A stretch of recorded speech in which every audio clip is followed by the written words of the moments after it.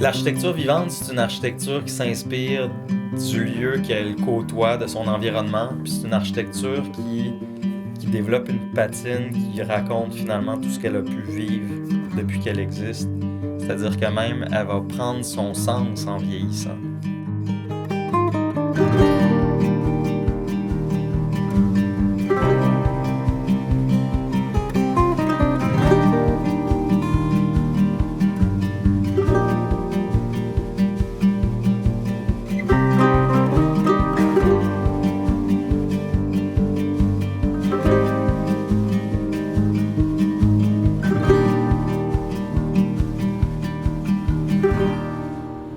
Très tôt dans ma carrière, je me suis intéressé à la construction. On était en fait entrepreneur général et architecte. On faisait des projets clés en main résidentiels. C'est quelque chose que j'ai toujours gardé avec moi, l'intérêt pour l'art de construire.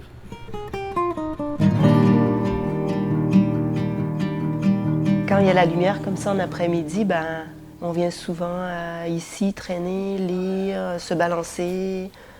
Et moi, je l'utilise à ma balançoire. En fait, j'ai un lieu pour chaque moment de la journée.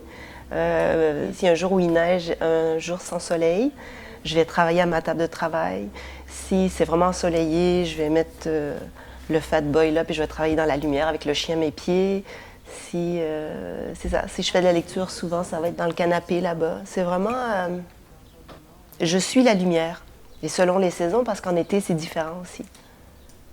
C'était l'étage des enfants, et puis ils venaient jamais. Je voulais qu'on récupère cet espace-là qui était perdu entre les toits, si c'était possible, premièrement. Je voulais une sensation d'espace. C'était certain que je voulais faire affaire avec un architecte parce que je voulais profiter de cette occasion-là pour faire un espace qui allait être inspirant, qui allait nous plaire et puis qui allait être beaucoup plus en accord avec notre façon de vivre aussi. Le fait que je travaille à la maison, ben, j'avais besoin d'un lieu qui soit beaucoup plus lumineux et en fait, qui soit le contraire de ce qu'il y avait ici comme espace avant. Laurent a dû voir la bibliothèque qu'il y avait au deuxième avant, qui est en train de s'écrouler sous les livres. Et pourquoi ça a pris autant de place? Je sais pas, je pense que c'est la seule chose que j'ai demandé. Une bibliothèque, en fait, un espace pour les livres. Parce que dans le fond, j'ai pas besoin d'autre chose. Et c'est ça. Je me souviens de leur avoir parlé d'espace et de lumière et de blanc.